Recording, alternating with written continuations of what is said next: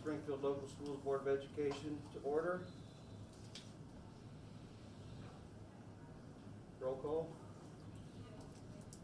Mrs. Frola? Yes. Petrie? Yes. Mr. Ray? Yes. Mr. Hofer? Here. Ms. Terry? Yes. Item 3, pledge of allegiance. I pledge allegiance to the flag of the United States of America and to the republic for which it stands, one nation, under God, indivisible, with liberty and justice for all. Item 4, citizen comments on agenda items.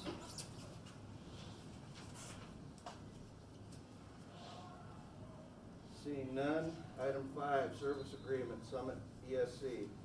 It is recommended that the board approve a service agreement with the Summit ESC to provide superintendent search services at the cost of $6,000, effective January 18th, 2022. Exhibit 1. So moved. Second. Ms. Terry? Yes. Mr. Ray? Yes. Mr. Hofer? Yes. Mrs. Frola? Yes. Ms. Petrie? Yes. Motion passes. Item 6, resolution determining to proceed with the submission of the question of levying an additional tax in excess of the 10 mil limitation. It is recommended that the board approve a resolution determining to proceed with the submission of the question of levying an additional tax in excess of the 10 mil limitation to the electors of the entire territory of the Springfield Local School District pursuant to section 5705.21 of the revised code, exhibit 2. So moved. Second.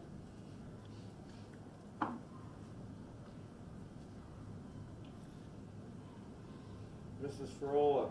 Yes. Ms. Terry? Yes. Ms. Petrie? Yes. Mr. Hofer? Yes. Mr. Ray? Yes. Motion carries. Item 7, citizens' comments. Participants shall be limited to 5-minute durations.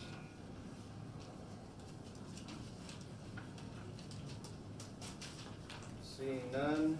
Can you ask a question, please? Sure. Do you need to identify myself, or? All right, if you would, step up to the podium. I'm Paul Spencer. I live over at Hallmark Estates on Bel Air Drive. Purchased my home a couple of years ago at a rather interesting price. It was run down and needed repairs. The county's come along now and probably increased its valuation by about 20%. Although I've not been able, under this pandemic, to do anything substantial to reduce that valuation. My question concerns, however, this in excess of 10 mils. And since I'm not familiar with the tax code for the state of Ohio, maybe one of you can explain to me what that in excess of means. Yes. Anytime a levy is outside the original 10 mils, which means that the levy has to be voted on by the taxpayers, we have to put it on 2 resolutions. This is the second resolution. It's called the resolution to proceed. Now, the Board of Education and the administration team comes up with an amount that is for each levy. This levy is going to be a 3.90 levy. On a $100,000 house, it's $136 a year. $62.25 every 6 months. Raises about a little less than $1.8 million. And it's the board's feeling that unanimously, I know, that the school board needs that money, at least that much money, to keep us out of the fiscal problem with the state, letting them possibly come in and do some controls, et cetera. Like our friends to the west of Coventry School District have been suffering They've been in a lot longer than that. I guess my question is, has the board considered that the past 3 or 4 times you've tried to pass a levy, and I know we have some new members on the board, which are all aware of those efforts, those went down to defeat substantially. 2 to 1, 60% no's, 70% no's. And the last one, you tried to tax my pension. And I was ready to go door to door against that one, but a lot of other people probably felt the same way. And so you shelved that, going back to property taxes. Correct.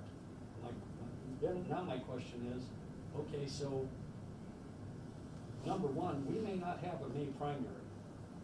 And it's always been my observation that primaries that get levies in May are designed so that only the voters that vote for us will come out. I feel that this thing should be on the November ballot, once they decide what maps are what and what, working all of that out. The last I heard was the May primary, and all probability will be moved to mid-June, June 3rd, June 10th, something like that. Where did you hear that? I think there was a news article about it, one of the public television stations.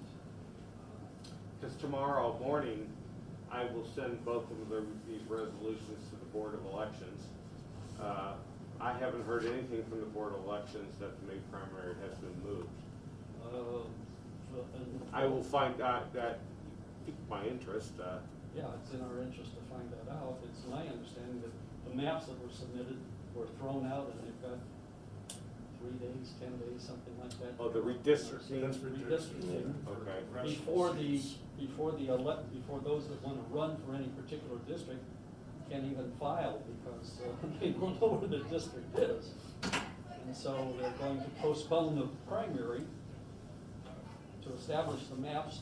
Then someone of you would want to run for, the district and have time to vote for it, or have time to apply, submit your request to run in that district. So, as far as I know, that's the scuttlebutt, is that the May primary could be moved.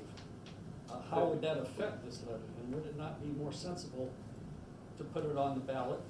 And I'm not saying I'm for it or against it, I'm just saying the mechanics of it on the November ballot. And we're gonna get a lot of voters, presumably more, who may want to pass this levy.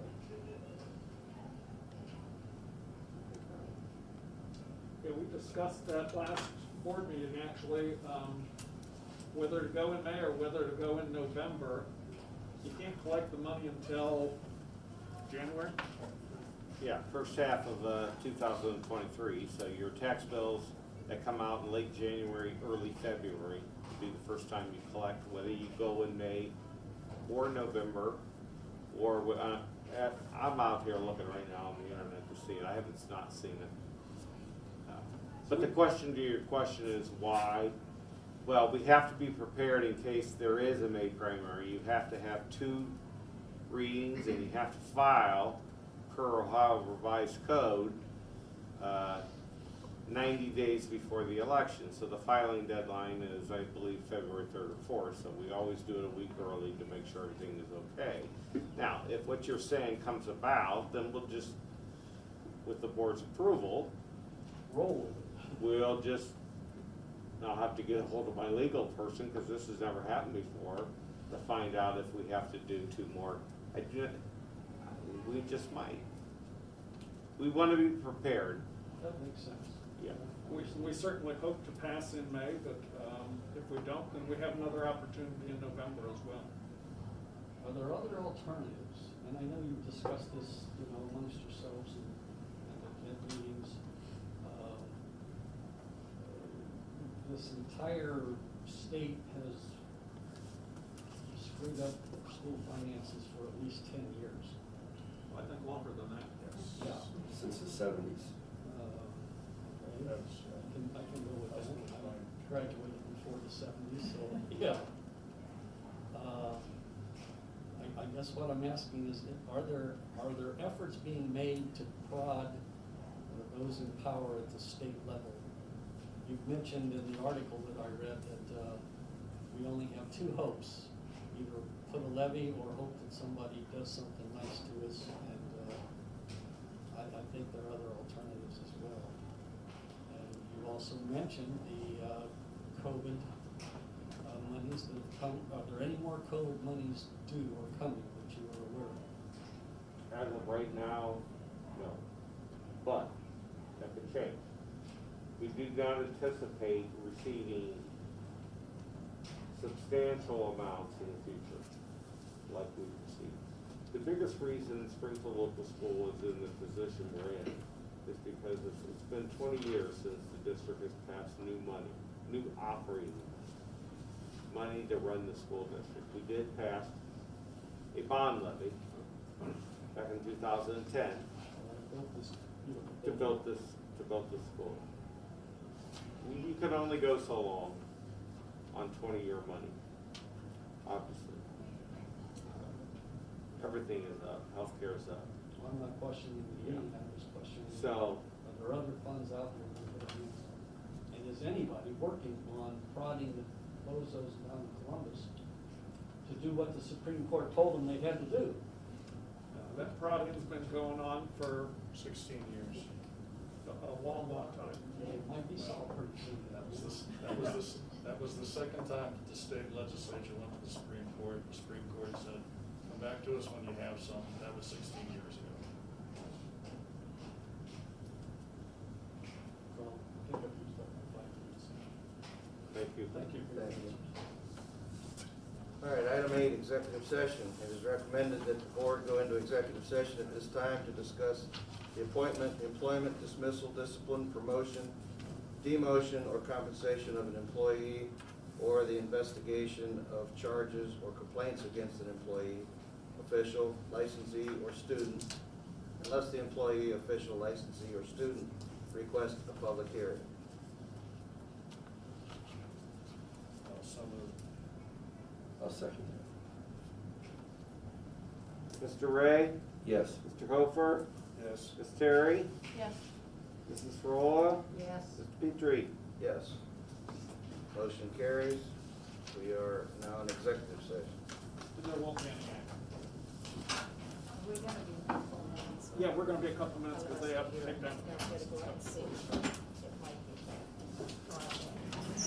Thank you for coming.